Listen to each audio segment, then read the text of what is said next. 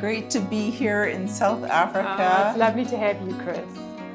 It's always nice to get together. Yeah. You've been doing resilience research for many decades and really a pioneer in the field, and certainly the resilience expert in the Global South. Tell me, having lived this journey, what do you find really exciting about resilience research? It's a great question, and I think that you've been doing resilience research for just about as long, and you could probably answer that question too. But probably, if I have to choose from the many things that are really inspiring currently in the resilience field, I would say we finally got to the point where we no longer believe the myth that resilience is about being this rugged, superhuman individual. You'll know the early studies of resilience, grit, and the early studies of resilience had this idea that resilience was all about personal capacity. Yeah, and pull up your socks. Yes, and that personal strengths were all that you really needed to be okay and do okay when life is really, really hard. Since then, luckily, there is this inspiring series of studies that have probably been published in, since 2016, I would say, that has drawn our attention to the fact that resilience is the capacity to do okay and be okay that is rooted in multiple resources across multiple systems. So pretty much what that means is that resilience is in our bodies, it's in our minds and hearts, so in our psyche, it's in our relationships, it's in our institutions and what they provide, it's in our environments, both the built environment and the natural environment. And so it's this understanding that we need to better understand what the combination of resources is and how that combination co-enables. It's this co-action. This network. Yeah. And that's exciting because I think why it's exciting is it takes the responsibility off the individual to be resilient. Right. And what that does too is take that shame, blame, guilt, heavy burden to the side and opens up the word options. Exactly. So that the thinking is thinking about flexibility and options. And realistic expectations. So if something bad happens, it makes sense for you to go back a bit. And everybody's individual, and it may take some people more time or less time. But resilience is a skill and a process, and it interacts within systems. Yeah, and I think an additional benefit of understanding resilience as a multi-systemic capacity is that it means we can now help families, communities, service providers, governments to better understand how they can partner with young people to enable their resilience. If they know that resilience is not just about an intervention that grows psychological skills, right? But also about providing the resources and the facilities needed to keep your body healthy. Right, exactly. And about providing the kind of housing that doesn't expose young people to extreme temperatures or to toxic air quality. But giving them green spaces. Right. Nurturing parents. Encouraging teachers.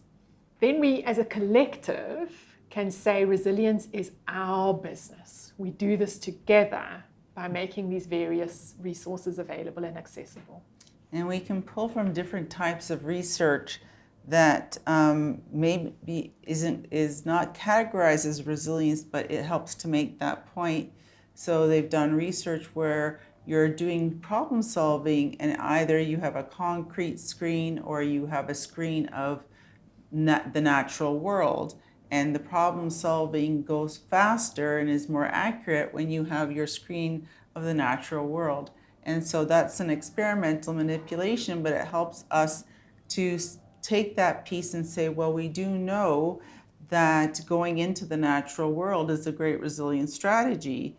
And we can then take understandings from, say, indigenous populations where they feel they are in relationship, they have relationality with land, with grass, with trees, with plants, because they see that as, they're all equivalent in being from the Creator, and this, the earth is the source, not just a resource.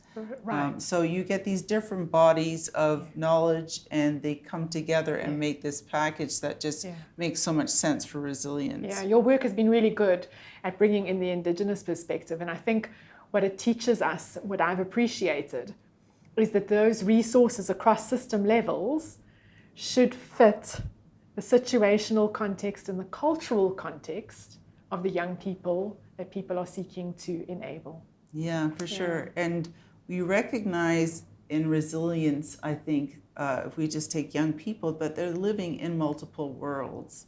They're living in their lived environment, they're living in a school climate, they're living in an online climate, and now the challenges in many ways because of these different worlds is higher for them. And I think one of the great things about resilience research is that it does seek to elevate the lived experience voice. It seeks to elevate the youth voice, how youth understand their resilience process. And that's part and parcel of their own positive development and youth empowerment, which I think is so important. I agree. The lived experience, or the idea that the people, in my case, the young people who are in our resilience studies are these lived experience experts, is really important. But the way forward is to continue to embrace that and add objective measurement. So I think the future of resilience research is really going to require very sophisticated studies that have a team of multidisciplinary researchers working together over time to investigate the resources at the biological or the bodily level, the psychological, the social, the institutional, and the environmental, in ways that don't just capture the youth voices, but also get objective measurement, and these need to be concurrent. So I know I'm saying that this requires lots of funding, and fortunately there are funders out there. We've recently been funded to do just such a study over 5 years. Congratulations. Well, no, we were lucky and grateful. But I think that if we want to move the theory of multisystemic resilience, we need to continue to embrace youth voices and add multiple objective measurements at multiple systemic levels, and then bring in, and this is your key contribution, bring in the virtual world. Yes, for sure. And I think it's really just recognizing that human systems are complex, interacting, like our body as a system is complex, interacting with the environment complex. And so these are complex issues that need, significant investment to try to harness, where can you put value for your dollar in terms of policy spending dollars. And as you're aware, one of the efforts I've gone into is in terms of digital health. How can we make a resilience mobile app so that is something in the youth's hand, ready when they need to use it? It's there for them if they're, in the middle of the night, they can't get to sleep. We have features that are evidence-based that help with stress management, expressing your emotions, using games for cognitive organization and distraction, using art for expression and relaxation, a sleep aid. These are things we know help with resilience, and to put it all in the same app gives a whole toolkit right in their hand. And our Joy Pop app is something that we hope to be able to recognize that different cultures and contexts might need some tweaking in there, and that's an exciting kind of new venture to get into. So what I'd like to see is a future study that takes what we are beginning to understand, the biological, the psychological, the social, the institutional, the environmental, and the digital resources, and puts them into a cocktail. My students like to talk about a cocktail of resources. Combination is perhaps the safer word. And we find how we can roll out that combination to more young people so that we have the digital and the real working together. Yeah, and to make a difference to the lives of young people. And what's important to youth is to be able to personalize so that they can trial and error learning, try things out, and then personalize their resilience routine that they can have on a daily basis. So I've continuously referred to young people or children and youth when I talk about resilience, and that reflects the work that I have done and am doing. But I think we probably need to acknowledge that resilience must be studied in the context of risk. And so most resilience studies would be inclined to work with children or adolescents or emerging adults who are exposed to various types of risk because those are considered developmentally challenging times.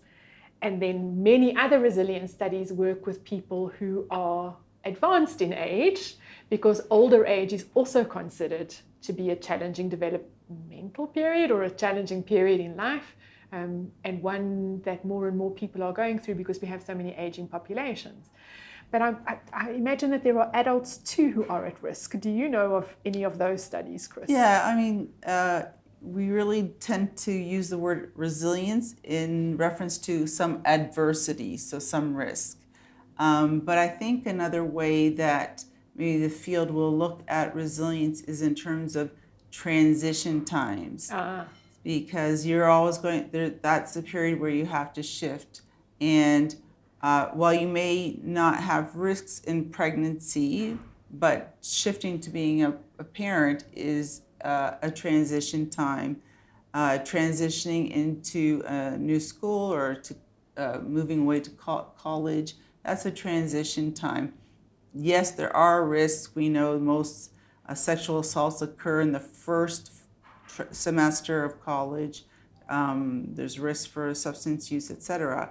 But that is a transition time. And as you move from, the energy of an early career into mid-career, and then a transition time to slow it down towards maybe ending career or switching careers, these, thinking of transition times is as relevant for resilience across the lifespan. Yeah, that's very helpful. And transitioning could also be transitioning into relationships, transitioning out of relationships, transitioning out of a period of being healthy into a period of managing a chronic illness.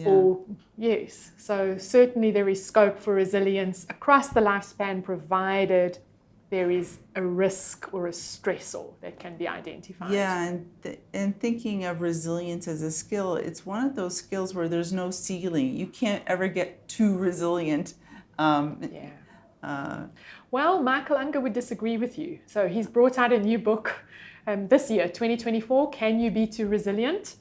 And it argues genuinely resilient, not pseudo-resilient. Yeah, it's such an important topic, and maybe that's also another avenue for future resilience research is when, if at all, can one be too resilient, and might the too resilient be in instances where you are kind of going back to only looking at resilience as a personal skill, rather than understanding that resilience is this combination, this network of personal, social, institutional, and environmental supports that work together. Yeah, and I think Indigenous people would bring it back to the collective, and they come up with a word called survivance, where it's survival plus resistance equals resilience. And so there's just many different ways of looking at it. Absolutely. We've got work to do for a very long time still.